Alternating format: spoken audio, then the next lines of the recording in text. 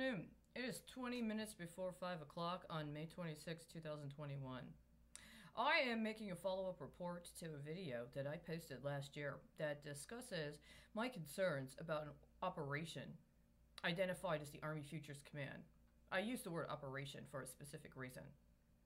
I expressed my concern that Army Futures Command may have been connected to recent events in the past for the United States within the last 10 years, specifically in connection with Operation Urban Shield, that I understand was very important in a specific period of time along the west coast of the United States, as well as Operation Jade Helm, which commenced a short time after the onset of Operation Urban Shield and was ongoing in parts of the Southwest and the south of the United States during 2015. Now, it's not this time frame right now. I'm going to discuss my understanding of what was going on with both Urban Shield and with Jade Helm.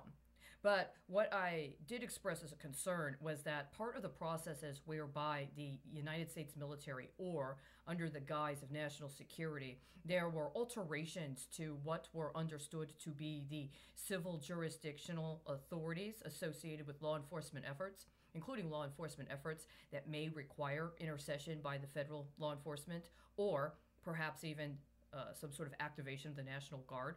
That what was allowed to happen was a series of scenarios that were hedged on, that there were actual futures set up in connection with alleged simulations, and that in some manner, way, shape, or form, these have been operationalized and paired out in a smaller scale scenario within the United States in order to be exported abroad.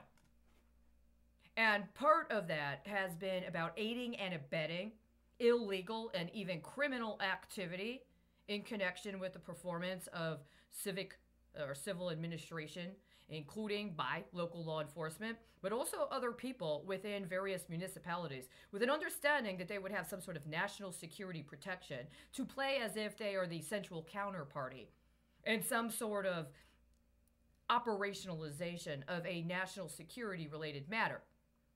Now, this not only questions things from a legal perspective, but it also brings up very, very significant issues related to overall long-term culpability and what is understood to be the consequences of such long-term culpability.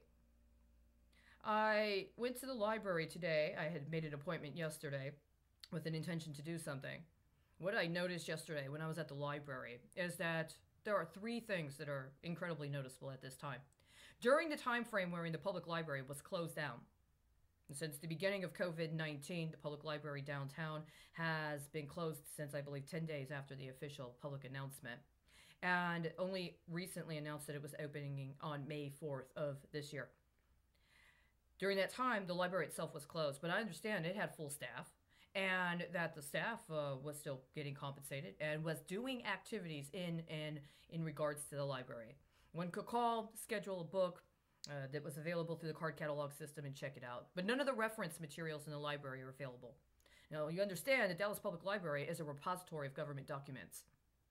And not only that, many of the reference materials that you need to review on site that cannot leave the library are actually documents that reflect the actual property of the public. It is not a private university library. It is not a private library. It's a public library, and it's publicly bonded. That means it belongs to the people of Dallas. So when you have a whole year when the library is closed to the public, but is allowed to be availed of for whatever reason by staff or people in the city administration that have access privileges that we don't, it becomes very alarming when it opens up and there is so much that's missing. I was there for less than a half hour. In the less than a half hour I was there, I noticed three major things. A, all of the legal books that used to be available in the open area, the reference areas, the reference books that were available in the general public areas, they're gone. Entire wall of shelves is completely empty. All of the Southern Reporter and all of the Southwestern Reporter, all first, second, and third editions that were available at the Dallas Public Library are gone, along with the other legal reference materials. The shelves are just empty at this point in time. Second, there is a special section on the 5th floor of the library at the Dallas Public Library, specifically that I understand is supported by sponsors, but is meant for public purview. It's a reference library that speaks to the history of the Texas gas and oil sector. In that area, all of the standards manuals have been removed. These standards are not just and exclusively for the gas and oil sector. We're talking about reference books regarding standards regarding industrial technologies that are used not only in the gas and oil sector, but in the aerospace sector, as well as the biomed sector. All of them are gone. And so are actual state repositories, state documents about geological surveys provided by the state and by entities funded by the state regarding the mineral wealth of the state of Texas. They're gone. They're not on the shelves right now. Third, it is also a repository of periodicals that one can identify or can use on microfiche or microfilm. Now, in order to access the technology, the machines that one needs in order to read the microfiche and the microfilm, you have to make an appointment through the genealogical department. Not all of the information that was available through their microfiche or microfilm library had to do with genealogy. And so far as I can find, the only periodicals that they have available outside of the explicit genealogical section are for a very finite number of economic and banking publications. But the other periodicals are missing. Among those periodicals included specifically Life magazine, Time magazine, newspapers besides just the New York Times and Wall Street Journal, but also periodicals that had to do with communications regarding national security matters or the experiences of people that were in the military. Things like the Armed Forces Journal, going back years, all the way to the onset and the inception. They're just gone. When I asked them what happened, they said, well, I mean, we needed to get rid of them, and we called some people to see if they wanted them. Nobody wanted them, so we just disposed of them. I said, you can't just dispose of them. There has to be a process whereby you either send them to someone for an appropriate process of destruction that then is inventoried and that is cataloged, or you have to send them somewhere else. Well, nobody else wanted them. We might have contacted somebody else. That's not acceptable. You don't tell the person who is the person in the position to answer questions about what happened to the microform and microfiche library she and the people in her section are responsible for, that it's okay for them to let people know when they ask where those periodicals are, well, we just destroyed them. Now, that is on them to address the fact that as civil service employees or as employees of the public, they have a responsibility to us that is about more than just saying, don't ask, we had to destroy it. That's all there is. You're not going to get any more information on that. It's not acceptable. Those are 3 entire catalogs of our history, our wealth, our people, that they just took away from us. Now, I've been watching this for the entire time I've been in Dallas.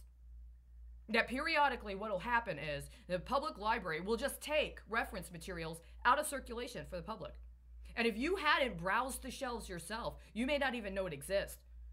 There's another section, that is another area in the reference section, specifically regarding things related to international commerce and the history of the economy. Entire shelves are just barren. And what I understand happens when this happens is that the state of Texas or other people that think that they're entitled to use our public resources as collateral to offset their debts just get to take it out of circulation for us. We don't get access to it. What happens to it? You didn't destroy all those books. But it wasn't their prerogative to be able to take it out of circulation for us and then send it somewhere else. What does this have to do with the Army Futures Command? Good question.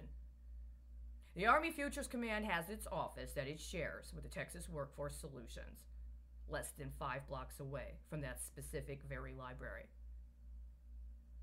They share the same station.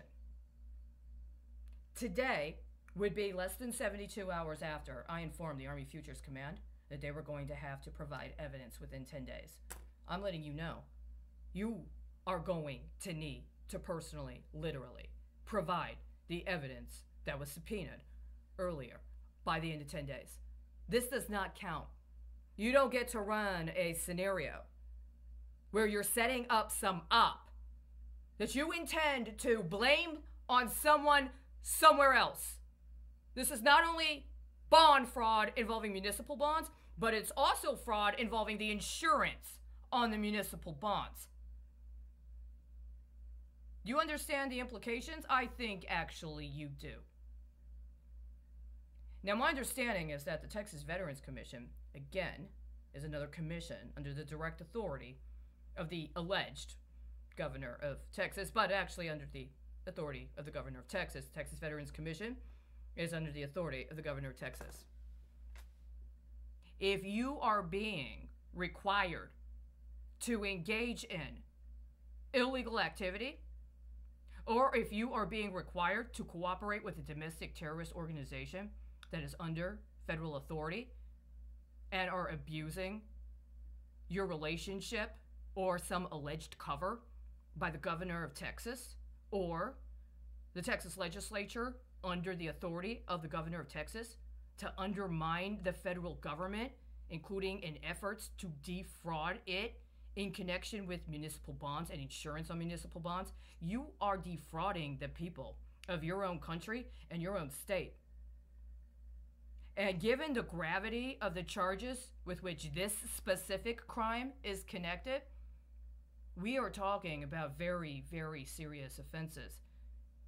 And there's a disproportionate burden on you if you are, in fact, interceding or interfering to contrive these scenarios, because the implication is that you are.